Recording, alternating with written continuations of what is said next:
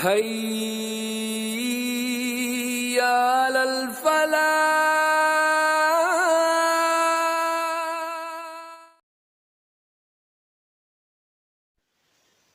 بسم اللہ الرحمن الرحیم۔ السلام علیکم ورحمۃ اللہ وبرکاتہ۔ بھائیو بہنوں، آپ کیسے ہیں؟ اللہ تعالیٰ آپ کو دنیا اور آخرت کی تمام تر نعمتوں سے نوازے، آمین۔ اپنے چینل عین الیقین پر آپ کو خوش آمدید کہتا ہوں۔ بھائیو بہنوں، آج آپ کو شیطان کی حقیقت بتانے جا رہا ہوں۔ اس میں کوئی شک نہیں کہ شیطان کے متعلق کوئی ذریعہ معلومات قرآن کریم اور حدیث مبارکہ کے سوا نہیں ہے۔ ان دونوں ذریعوں سے جو کچھ معلوم ہوا وہ یہ ہے کہ شیطان محض کسی قوت یا انسان ہی کے کسی رجحان کا نام نہیں ہے، بلکہ وہ جنوں میں سے ہے، اور جن ہماری طرح ایک مستقل مخلوق ہیں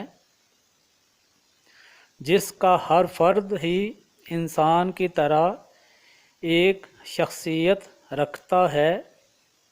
اس کی معیشت، مشاغل اور تولد و تناسل وغیرہ کے متعلق ہم کچھ زیادہ نہیں جانتے۔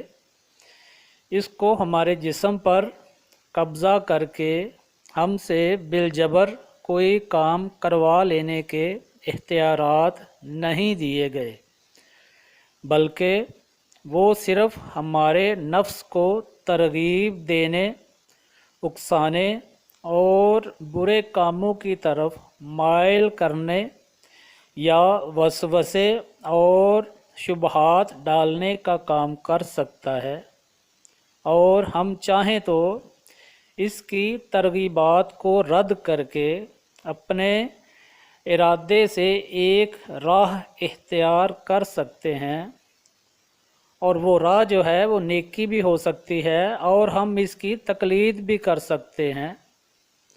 علامہ زبیری رحمۃ اللہ تعالیٰ علیہ لکھتے ہیں کہ ابلاس کا معنی ہے اللہ تعالیٰ کی رحمت سے مایوس ہونا۔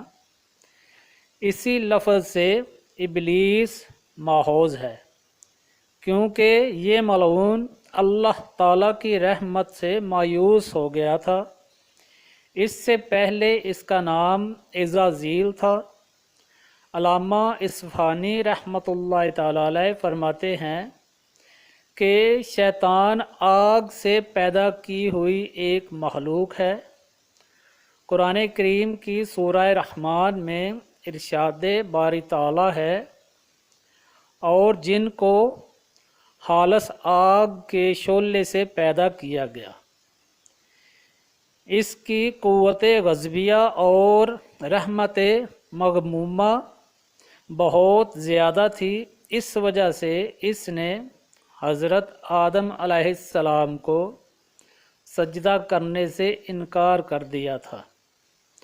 حضرت ابو عبیدہ فرماتے ہیں کہ جن و انس اور حیوانات میں سے ہر موذی کو شیطان کہتے ہیں۔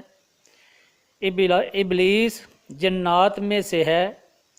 بھائیو بہنوں، اللہ تعالیٰ نے ابلیس کو خوبصورت بنایا، اس کو شرافت اور بزرگی عطا فرمائی، اور اسے زمین اور آسمان دنیا پر بادشاہت بخشی۔ اس کے علاوہ جنت کی حفاظت اور دربانی کے اعزاز سے بھی نوازا، مگر اس نے اللہ تعالیٰ کے سامنے تکبر کا مظاہرہ کیا اور اپنی خدائی کا اعلان کر دیا، اور اپنے ماتحتوں کو اپنی عبادت کی دعوت دی، جس کے نتیجے میں اللہ تعالیٰ نے اسے راندۂ درگاہ کرتے ہوئے شیطان میں بدل دیا، اس کی شکل کو بگاڑ دیا اور اس سے تمام اعزازات چھین لیے اور اس پر اپنی لعنت فرمائی اور اس کو اپنے آسمانوں سے نکال دیا اور آخرت میں اس کا اور اس کے پیروکاروں کا ٹھکانہ جہنم قرار دیا۔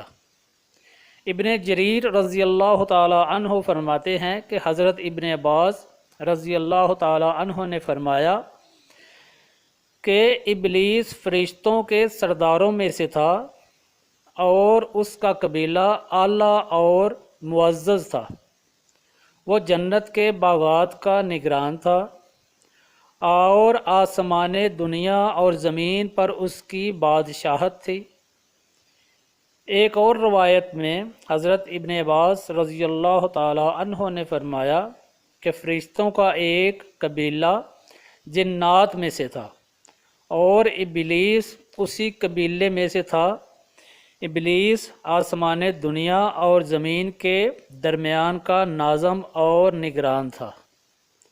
حضرت ابن جریر سورۃ الانبیاء کی تفسیر میں فرماتے ہیں کہ فرشتوں میں سے جس نے یہ بات کی کہی کہ اللہ کے سوا میں بھی ایک خدا ہوں تو وہ ابلیس ہے جس نے اپنی عبادت کی طرف دعوت دی۔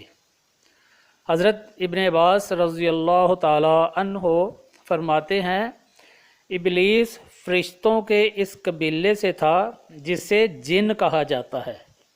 اس قبیلے کے فرشتوں کو آگ کی گرم لو سے پیدا کیا گیا تھا۔ یہ لو شعلے میں نظر نہیں آتی، صرف محسوس کی جا سکتی ہے اور تمام حدت اسی میں ہوتی ہے۔ ابلیس کا نام حارس تھا اور یہ جنت کے پہرے داروں میں سے ایک پہرے دار تھا۔ اس کے علاوہ باقی تمام فرشتوں کو نور سے پیدا کیا گیا ہے اور جنات کا ذکر قرآن میں آیا ہے، جیسے کہ فرمایا گیا جنات کو آگ کی لپٹ سے پیدا کیا جبکہ انسان کو کھنکھناتی مٹی سے پیدا کیا گیا۔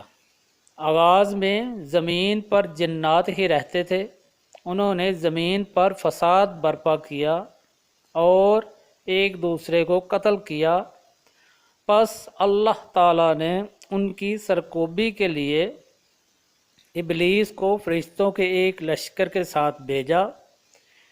یہ وہی لشکر تھا جسے جن کہا جاتا ہے۔ پس ابلیس اور اس کے لشکروں نے ان سے جنگ کی اور انہیں سمندری جزیروں اور پہاڑوں کی طرف بھگا دیا۔ اس کارنامے نے ابلیس کے دماغ میں تکبر اور غرور بھر دیا۔ اللہ تعالیٰ نے اس مسئلے کی نوعیت سے آگاہ تھے، مگر ابلیس کے لشکر کے فرشتے اس کے غضب باطن کو نہ پہچان پائے، کیونکہ اللہ تعالیٰ ہی علیم و خبیر ذات ہے اور اس کے علاوہ کوئی نہیں۔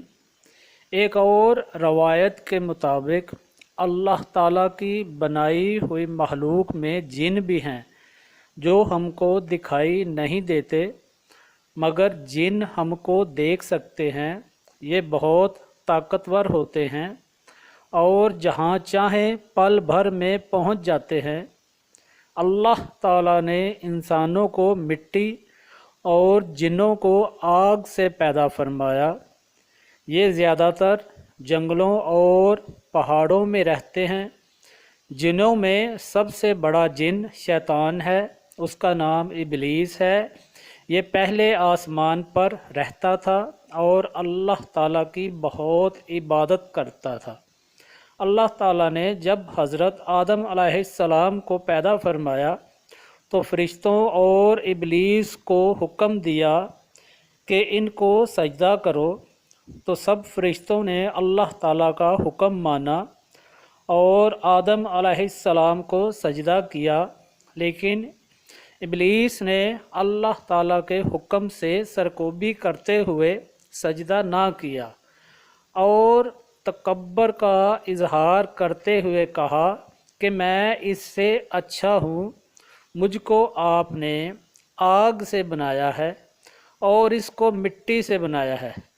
تو اللہ تعالیٰ نے فرمایا تو بہشت سے نکل جا، تو اس قابل نہیں کہ یہاں غرور کرے، تو ذلیل ہے۔ تو شیطان نے کہا مجھے قیامت تک کے لیے مہلت دیجیے۔ اللہ تعالیٰ نے فرمایا کہ جا، تجھے مہلت دی جاتی ہے۔ شیطان نے پھر کہا مجھے تو آپ نے ملعون کیا ہے، میں بھی ان کو سیدھے راستے سے بہکاؤں گا، ان کے آگے سے، پیچھے سے، دائیں سے اور بائیں سے آؤں گا، اور ان میں سے اکثر آپ کا شکر نہ کریں گے۔ یعنی اللہ تعالیٰ نے جو نعمتیں عطا فرمائی ہیں، یہ بندے اللہ کا شکر ادا نہ کریں گے تو اللہ تعالیٰ نے فرمایا نکل جا یہاں سے مردود، ان میں سے جو لوگ تیرا کہنا مانیں گے ان سب کو اور تجھ کو جہنم میں بھر دوں گا۔ تو بھائیو بہنوں، اب سوال یہ پیدا ہوتا ہے کہ شیطان کو انسانوں پر کتنا اختیار ہے۔ اس سلسلے میں قرآن اور حدیث کے مطالعے سے جو بات معلوم ہوتی ہے وہ یہ کہ شیطان کو ایسا اختیار بالکل نہیں کہ انسان اس کے سامنے مجبور اور بے بس ہے، بلکہ اتنا اختیار ہے کہ وہ انسانوں کو برائی کی دعوت دے، طرح طرح کے برے وسوسے دل میں ڈالے، پھر انسان اپنے اختیار سے اس برائی کو سر انجام دے۔ لہٰذا انسان سے آخرت میں جو باز پرس اور جزا اور سزا ہوگی وہ اس کو اسی اختیار کو استعمال کرنے پر ہوگی۔ یہی وجہ ہے کہ قیامت کے دن شیطان اپنے پیروکاروں سے صاف الفاظ میں کہے گا، جس کا ذکر سورہ ابراہیم میں ہے۔ ابھی آپ کو ترجمہ بتاتا ہوں۔ اور جب ہر بات کا فیصلہ ہو جائے گا تو شیطان اپنے ماننے والوں سے کہے گا، حقیقت یہ ہے کہ اللہ تعالیٰ نے تم سے سچا وعدہ کیا تھا اور میں نے تم سے وعدہ کیا تو اس کی خلاف ورزی کی، اور مجھے تم پر اس سے زیادہ کوئی اختیار حاصل نہیں تھا کہ میں تمہیں اللہ تعالیٰ کی نافرمانی کی دعوت دی تو تم نے میری بات مان لی، لہٰذا اب ملامت نہ کرو بلکہ خود اپنے آپ کو ملامت کرو۔ نہ تمہاری فریاد پر میں تمہاری مدد کر سکتا ہوں اور نہ میری فریاد پر تم میری مدد کر سکتے ہو۔ تم نے اس سے پہلے مجھے اللہ تعالیٰ کا شریک مان لیا تھا، آج میں نے اس کا انکار کر دیا ہے۔ جن لوگوں نے یہ ظلم کیا تھا ان کے حصے میں تو اب دردناک عذاب ہے۔ تو بھائیو بہنوں، یہ سورہ ابراہیم کی کچھ آیات کا ترجمہ تھا۔ ان آیات سے واضح ہو گیا کہ شیطان نے یہ کہہ کر اپنے آپ کو بری کر لیا کہ میں نے تو تمہیں صرف دعوت دی تھی، باقی کام تو تم نے خود کیے۔ شیطان کے وسوسوں کا زیادہ اثر ان پر ہوتا ہے جو شیطان کو اپنا دوست بنا لیتے ہیں، لیکن جو لوگ ایمان والے ہیں، اللہ تعالیٰ پر توکل کرتے ہیں، ہر وقت اللہ کی پناہ مانگتے ہیں شیطان مردود سے، تو ان پر شیطان کی دعوت کا زور نہیں چلتا۔ اسی لیے شیطان ہم سب کا دشمن ہے اور وہ چاہتا ہے کہ ہم اللہ کی عبادت نہ کریں، دنیا میں رہ کر اچھے کام نہ کریں، نماز نہ پڑھیں، طہارت حاصل نہ کریں، والدین کا کہنا نہ مانیں، جھوٹ بولیں، چوری کریں، فساد کریں، کمزوروں کو ستائیں اور پریشان کریں، اور گالی گلوچ کریں، کسی کی مدد نہ کریں، تاکہ اللہ تعالیٰ نے جو بات کہہ رکھی ہے، اللہ تعالیٰ نے اس بات کو پورا کر کے دکھانا ہے، اور شیطان کے ساتھ اس کا کہنا ماننے والوں کا بھی اسی طرح حشر ہوگا۔ تو بھائیو بہنوں، یہ تھی شیطان کی حقیقت۔ یقیناً آپ شیطان کی چالوں کو جان گئے ہوں گے اور انشاءاللہ سمجھ بھی جائیں گے۔ اللہ تعالی ہم سب کو شیطان کی چالوں سے محفوظ فرمائے اور ہم سب کو اپنا قرب عطا فرمائے، آمین ثم آمین۔ تو دعا میں شامل ہو جائیے۔ اللہم صلی علی سیدنا مولانا محمد و علی آل سیدنا و مولانا محمد و بارک وسلم۔ ربنا آتنا فی الدنیا حسنۃ و فی الآخرۃ حسنۃ وقنا عذاب النار۔ یا رب کریم، اپنے پیارے محبوب کا صدقہ ہم سب پر اپنا فضل کرم اور رحمتیں نازل فرمائیے اور ہم سب کو اپنا قرب عطا فرمائیے۔ یا اللہ، جو پریشان حال ہیں ان سب کی پریشانیوں کو دور فرما دیجئے۔ جو بہن بھائی مشکلوں میں ہیں، یا اللہ ان کی مشکلیں آسان فرما دیجئے۔ یا رب کریم، جو لوگ بیٹیوں اور بیٹوں کے رشتوں کے لیے پریشان ہیں، یا اللہ ان کے لیے اچھے اسباب پیدا فرما دیجئے۔ یا رب کریم، جو لوگ بیمار ہیں ان کو شفائے کاملہ عطا فرما دیجئے۔ جو بے روزگار ہیں ان کو اچھا روزگار عطا فرما دیجئے، اور جن کے روزگار ہیں، کاروبار ہیں، یا اللہ ان کے رزق میں اضافہ فرما دیجئے، تنگ دستی دور فرما دیجئے، غیب سے مدد فرما دیجئے، سب کے گھروں میں خیر و برکت عطا فرما دیجئے، سب کے گھروں میں رزق کی فراوانی عطا فرما دیجئے۔ یا رب کریم، بے اولادوں کو نیک اور صالح اولاد عطا فرما دیجئے۔ یا رب کریم، ہمارے وطن پاکستان پر اپنا خصوصی فضل کرم اور رحمتیں عطا فرما دیجئے۔ یا رب کریم، جو ہمارے فوت شدگان ہیں، عزیز و اقربا، والدین، یا رب کریم اپنے پیارے محبوب کا صدقہ ان سب کی بخشش فرما دیجئے، ان کی قبروں کو جنت کا حصہ بنا دیجئے۔ یا اللہ ان کے درجات بلند فرما دیجئے، آمین ثم آمین۔ تو بھائی بہنوں، اپنا اور اہل خاندان کا خیال رکھیں، دعاؤں میں ہمیں بھی یاد رکھیں۔ السلام علیکم ورحمۃ اللہ وبرکاتہ۔